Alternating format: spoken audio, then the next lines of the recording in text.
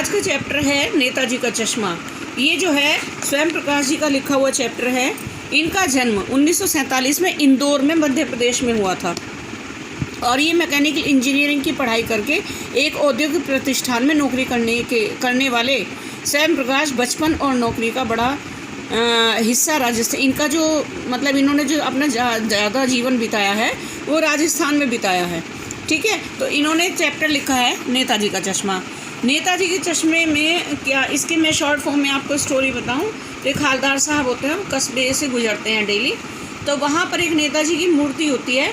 उस नेताजी की मूर्ति पे, वो पत्थर की मूर्ति होती है जो वहाँ के जो ड्राइंग टीचर थे मोतीलाल जी, उन्होंने बनाई थी। उस मूर्ति पे चश्मा लगा हुआ था। तो उस चश्मे को जो है उस मूर्ति पर चश्मा नहीं था, तो वहाँ पर एक चश्मा बेचने वाला था। वो उस मूर्ति पे चश्मा, नए तरह के जो भी चश्मे अपने नए बनाता था वो उस मूर्ति पे लगा देता था। तो ख़रीदने वाले उस चश्मे से आकर्षित होकर उसको ख़रीद लेते थे। तो उसको मतलब वो मूर्ति बिना चश्मे के अच्छी नहीं लगती थी और वो उसका चश्मा बेचने का भी एक माध्यम था और मूर्ति को भी उसके मतलब उसके मन में जो है देशभक्ति की भावना थी। तो हालदार साहब को ये सब चीज़ें बहुत अच्छी लगती थी। तो एक बार क्या होता है, वहीं पास में ही एक पान वाले की भी दुकान थी जहाँ पर लोग वहाँ खड़े होकर तरह तरह की चर्चाएँ किया करते थे। तो एक बार क्या होता है कि जब हालदार साहब उधर से गुजरते हुए होते हैं तो वो जो मूर्ति है वो बिना चश्मे के खड़ी है। तो उन्हें मतलब बड़ा अजीब सा लगा कि भाई रोज़ तो मूर्ति पे चश्मा होता था, आज चश्मा क्यों नहीं है। तो उन्होंने पान वाले से पूछा कि भाई क्या हुआ, आज मूर्ति पे चश्मा क्यों नहीं है। तो पान वाले ने बताया कि क्या कहते हैं, उसकी मृत्यु हो गई, जो चश्मा लगाता था। उसको लोग कैप्टन कहते थे। अब कैप्टन क्यों कहते थे, क्योंकि उसके मन में देशभक्ति की भावना थी, इसलिए उसको कैप्टन कहते थे। तो जब वो बताता है कि उसकी मृत्यु हो गई तो वो जो है उसको हालदार साहब को बड़ा दुख होता है। तो वो फिर अपने ड्राइवर को उधर से जब गाड़ी निकलते हैं वो तो गाड़ी रोकने के लिए मना कर देते हैं, क्योंकि उन्हें लगता है कि अब उनकी मूर्ति पर चश्मा लगाने वाला कोई नहीं है।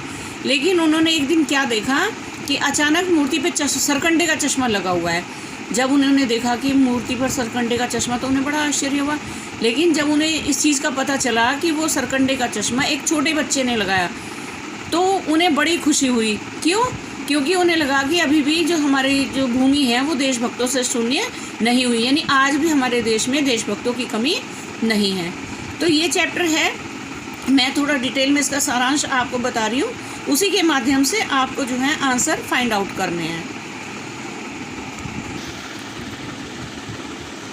देखो पाठ का सारांश।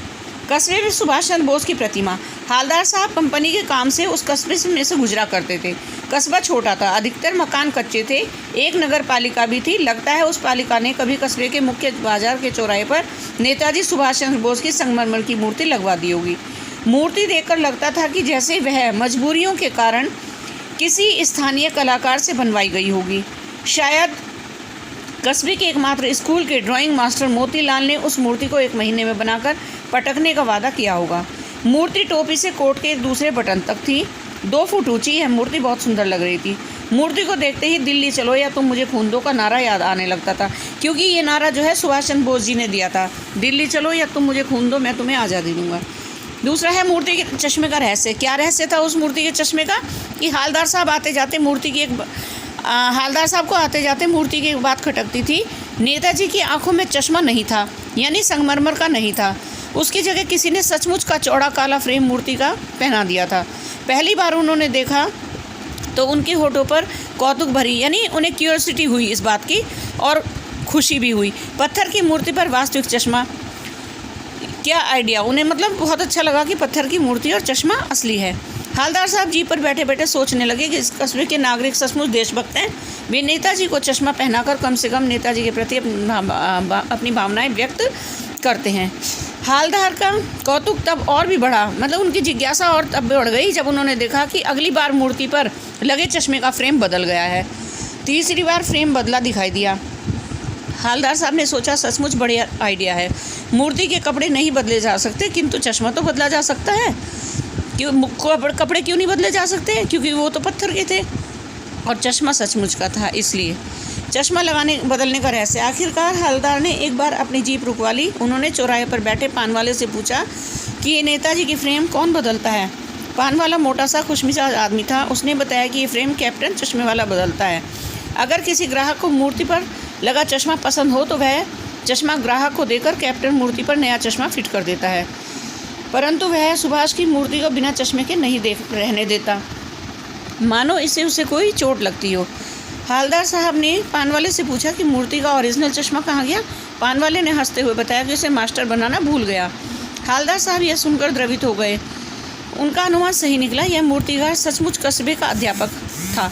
लगता है वह 1 महीने के कम समय में मूर्ति बनाते बनाते, यानी उसको 1 महीने का टाइम दिया गया था। जो ड्राइंग का टीचर था उसको 1 महीने का समय दिया गया था मूर्ति बनाने के लिए, तो समय कम पड़ गया था, इस वजह से वो मूर्ति पर चश्मा नहीं लगा पाया।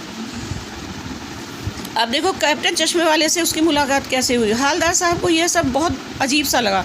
उन्होंने एक बार फिर से अपनी जीप पान वाले के पास रुकवा ली। पूछा, कैप्टन चश्मे वाले नेताजी का साथी था या आज़ाद हिंद फौज का भूतपूर्व सिपाही था? इस प्रश्न पर पान वाला हंसा और बोला, वो लंगड़ा क्या जाएगा फौज में, पागल है पागल। वो देखो आ रहा है, उसी से बात कर लो, फ़ोटो वोटो छपवा दो कहीं उसका।